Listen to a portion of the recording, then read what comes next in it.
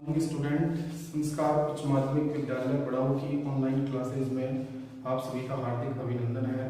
मैं Mahendra Kumar Verma, subject teacher Hindi, कक्षा 10 में अगर अपन बात करते हैं व्याकरण की, तो व्याकरण में जो सबसे बड़ा अपना टॉपिक है वो है निबंध का, जो सबसे ज्यादा अंकों का है। यानी अपने 10वीं क्लास बोर्ड की जो क्लास है उसके अंदर निबंध जो आता है वो 8 नंबर का आता है।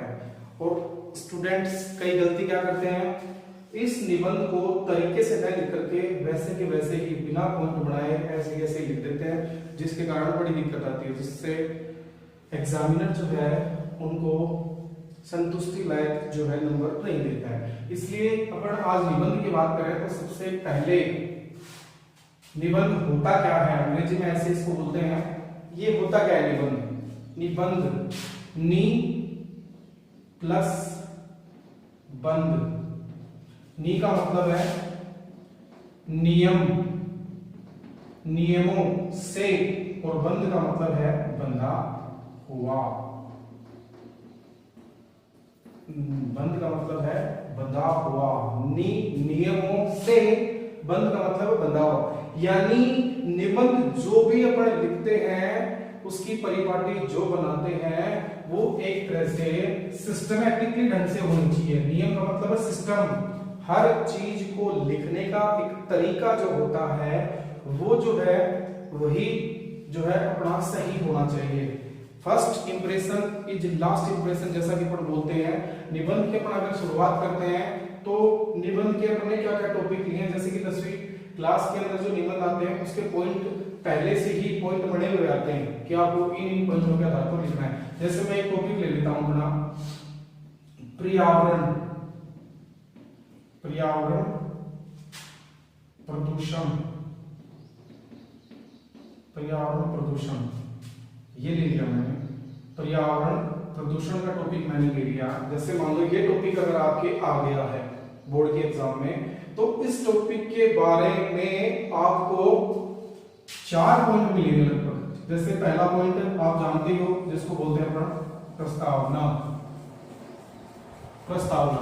दूसरा जो पॉइंट है पर्यावरण क्या है, पर्यावरण क्या है,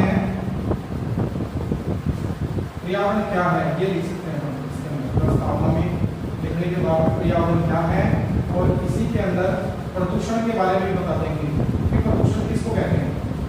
तीसरा जो है इसके हो जाएंगे कारण। चौथा जो पॉइंट हो जाएगा वो है निवारण यानी उपाय। और पांचवा जो होता है उपसंहार। यानी इस प्रकार से 4 या 5 टॉपिक जो है वो अपने को इसमें लिखे हुए मिलेंगे।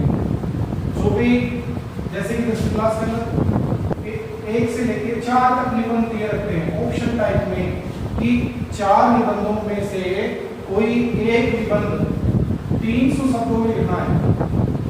जो भी आपको आता है, जिस भी निबंध के ऊपर आपकी अच्छी कमांड है, वो निबंध आप 300 शब्दों में लिखिए और 10 में आपको ऑप्शन दिए रखेंगे।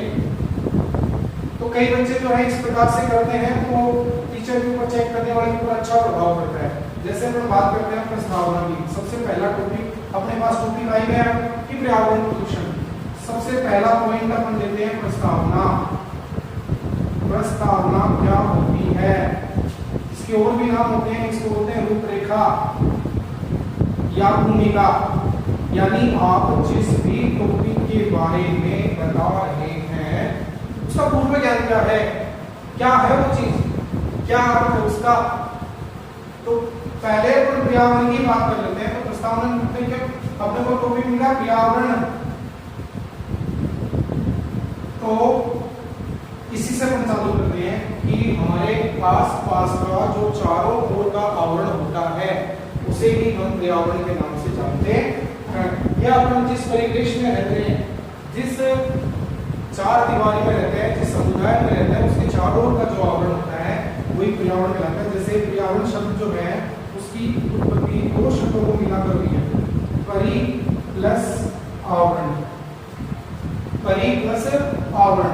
परि का मतलब क्या होगा? चारों ओर, चारों ओर। और आवरण का मतलब है ढका हुआ या घिरा हुआ, घिरा हुआ या ढका हुआ, घिरा हुआ या ढका हुआ। विस्तृत रूप में अगर अपन विस्तृत रूप में अगर अपन परि प्लस आवरण दोनों का अर्थ मिलाकर के लेंगे तो परि का मतलब मैंने बताया था चारों और आवरण का मतलब घिरा हुआ, यानी चारों ओर से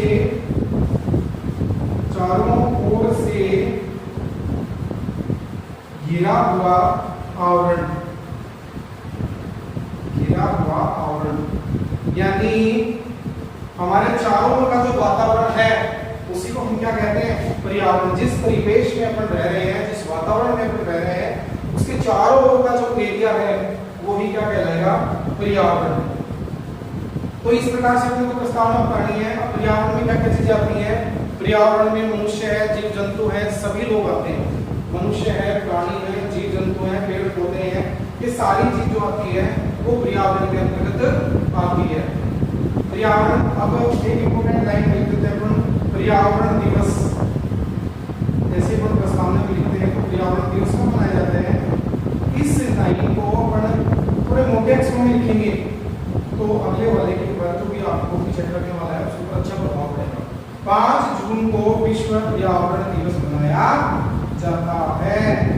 ये बात तो इम्पोर्टेंट होगी। जो भी निबंध अपन लिख रहे हैं उसके बारे में अपने को पूर्व जानकारी होनी चाहिए।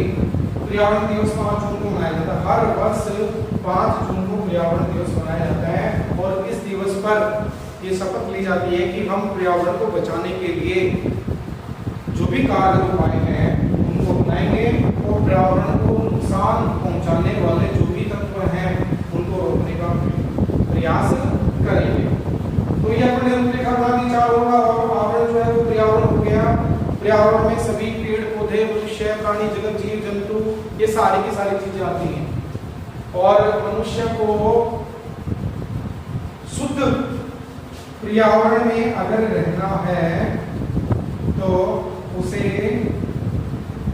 शुद्ध पर्यावरण में अगर मनुष्य को रहना है तो उसे स्वच्छता का बिल्कुल ध्यान रखना पड़ेगा।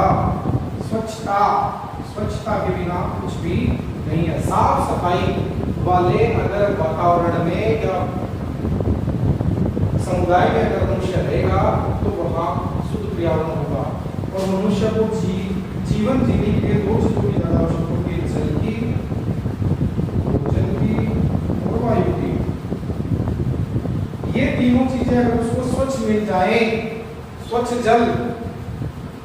जल ही जीवन है, भोजन और वायु, ऑक्सीजन जो है हमें स्वच्छ कब मिलेगी? जब हमारा चारों ओर का वातावरण जो है क्या रहेगा? स्वच्छ रहेगा। तो ये चीजें जो है अपने को प्रस्तावना में लिखनी है कि पर्यावरण क्या चीज है, पर्यावरण कैसे बनता है, पर्यावरण में कैसे कैसे प्राणी जगत के लोग आते हैं, इसकी रूपरेखा क्या है और इसको शुद्ध कैसे रखा जा सकता है। इसके लिए सर्वप्रथम अपने को स्वच्छता का ध्यान रखना पड़ेगा। स्वच्छ अभियान चलाया था महात्मा मोदी जी ने, स्वच्छ अभियान चलाया था जिसके अंतर्गत ये बात रखी गई थी कि हमें अपने चारों ओर का जो भी वातावरण, जिस परिवेश में अपन रह रहे हैं, कम से कम हम उस परिवेश की तो साफ सफाई रखें। तो ये चीजें अपने को प्रस्तावना में डालनी है। दूसरा पॉइंट अगर अपन लेंगे तो अपन ले सकते हैं, पर्यावरण के बारे में तुमने बता दिया, प्रदूषण का ले सकते हैं। ये प्रदूषण क्या चीज है?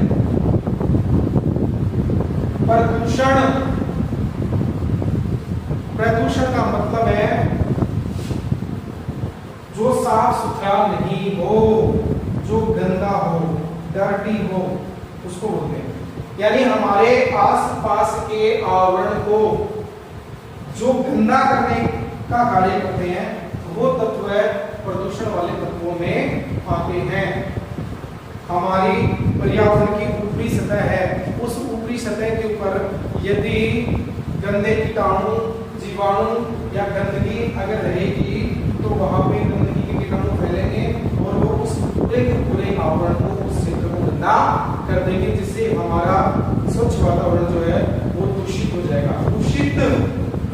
होना, दूषण से मतलब है दूषित, यानी जो साफ स्वच्छ साफ सुथरा नहीं हो, दूषित हो, वो है ये।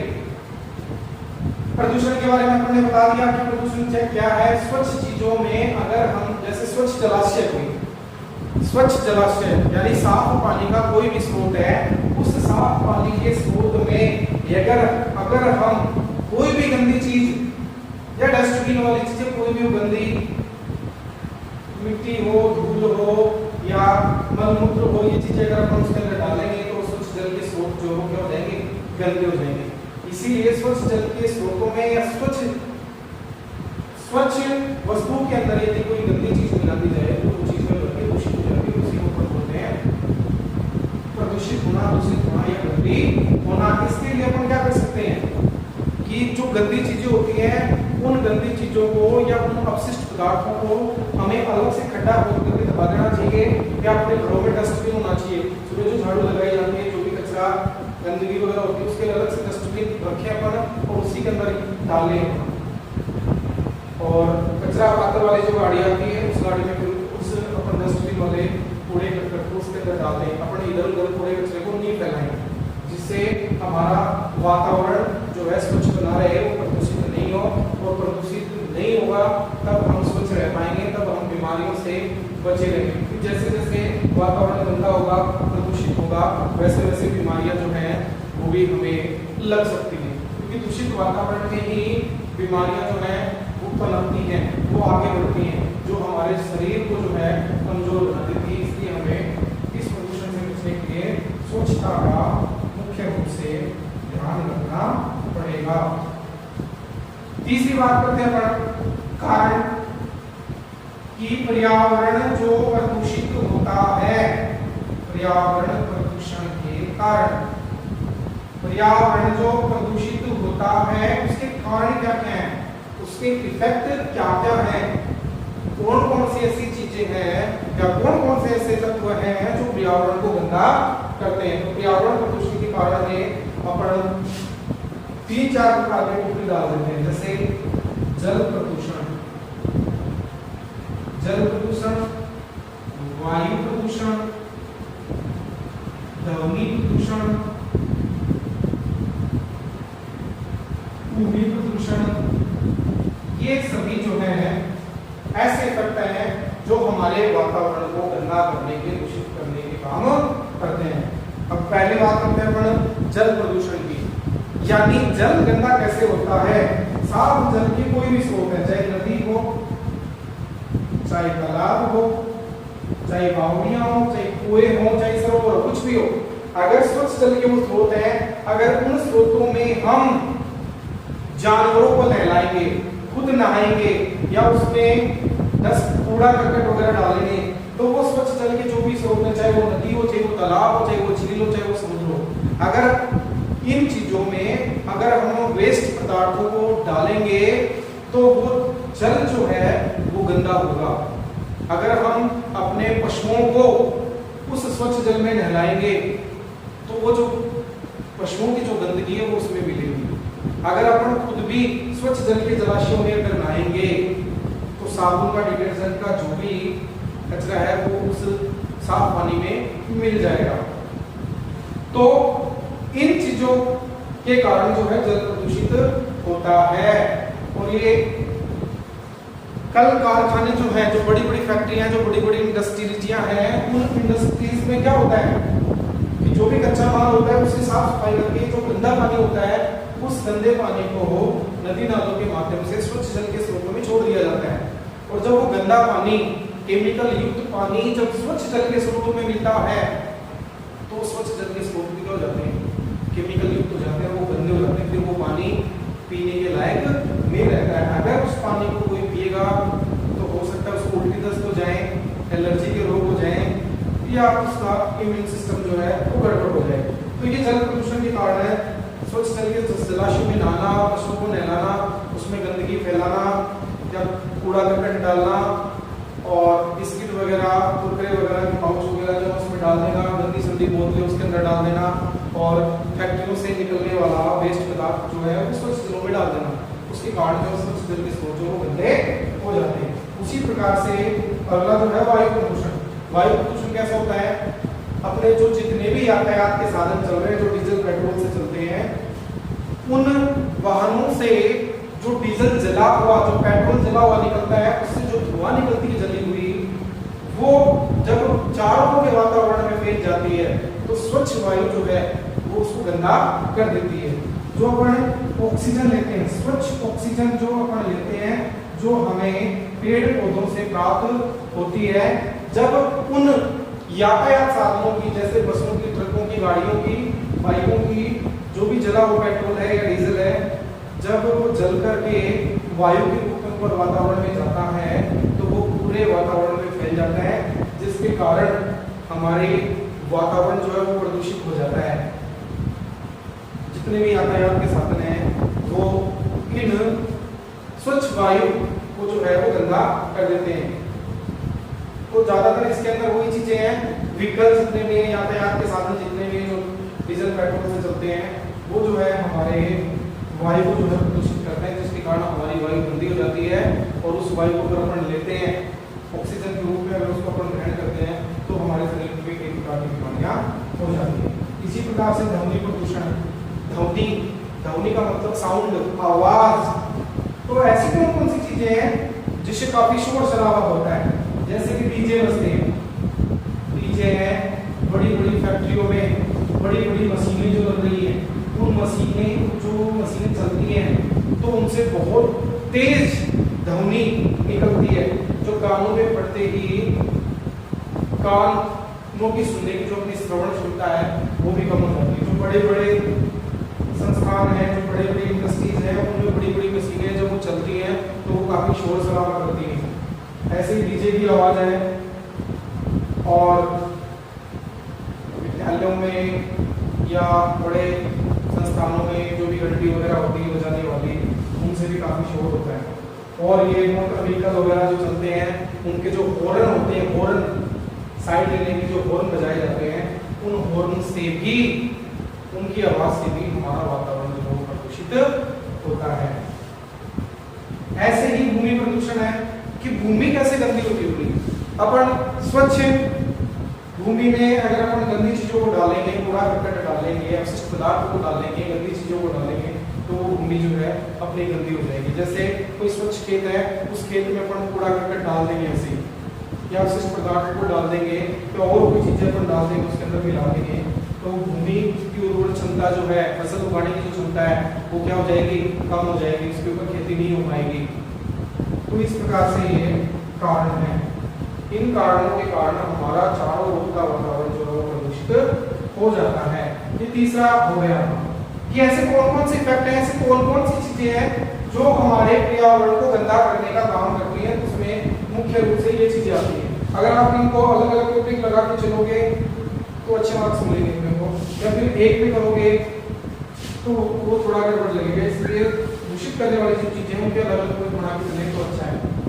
चौथा पॉइंट जो बनाता है निवारण, कि निवारण क्या हो सकता है, उपाय क्या हो सकता है, इसका समाधान क्या हो सकता है, ये चीजें अपने को बतानी है। कि कारण अपन ने बता दी कि भाई इन चीजों से ये नुकसान होता है। अब इसके उपाय क्या करेंगे, अपने को उपाय जो इन कारणों में मिल जाएंगे। जैसा कि मैंने जल प्रदूषण में बताया कि जितने भी स्वच्छ जल के जलाशय स्रोत हैं, उनमें ये जो चीजें हुई थी वो चीजें नहीं हो, ना ही तो कोई गंदी चीजें डाले, ना ही कोई अपने पशुओं को नहलाए, ना ही कोई स्वच्छ जल के स्रोतों में खुद नहाए, ना ही कोई अपशिष्ट पदार्थ उसमें डाले, ना ही फैक्ट्रियों से निकलने वाला जो कूड़ा करकट है वो स्वच्छ जल के जलाशय में मिले। अगर अपन इनके ऊपर रोकथाम कर लेंगे तो हमारा जो है ये जल प्रदूषण नहीं होगा। इसी प्रकार से वायु प्रदूषण है।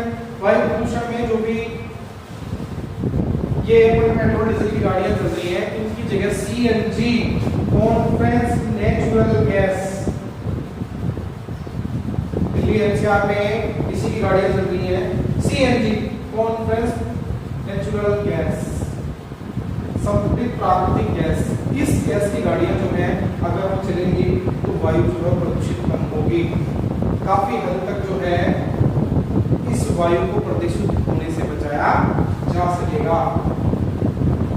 ऐसी ध्वनि है तो ध्वनि में क्या करना पड़ेगा अपने को, डीजे इनकी आवाजों पे कंट्रोल कराना पड़ेगा। बड़ी बड़ी कल कारखानों में जो मशीन चल रही है उनकी आवाजों पर नियंत्रण करना पड़ेगा। ये चीजें अपने को करनी पड़ेगी। ऐसी भूमि है तो भूमि में सबसे बड़ी बात यह है कि अपने को हरे वृक्षों को नहीं काटना है, जिससे अपन स्वच्छ वायु ग्रहण करते हैं। वो स्वच्छ वायु के जो हमारे माध्यम है उनको अपन जड़ से नहीं काटे, हरे वृक्षों को न काटे, बल्कि ज्यादा से ज्यादा मात्रा में अपन पेड़ पौधे लगाएं। अपन ये शपथ ले लें कि हमें हरे वृक्षों को नहीं काटना है और ज्यादा से ज्यादा मात्रा में हरे पेड़ पौधे लगाने हैं, जिससे ऑक्सीजन की मात्रा कम नहीं हो और अपना जो जीवन है वो बचा रहे और अपना जो पर्यावरण है वो प्रदूषित होने से बचा रहे। इस प्रकार से ये अपन निवारण जो है इसके कर सकते हैं। सबसे बड़ी बात यही है कि जब तक अपन खुद जागरूक नहीं पड़ेंगे, जागरूक होना जरूरी है, सतर्क रहना जरूरी है। प्रत्येक मनुष्य जब तक जागरूक नहीं होगा, सावधान नहीं होगा, सतर्क नहीं होगा, तब तक हम अपने इस पर्यावरण को बचा नहीं पाएंगे।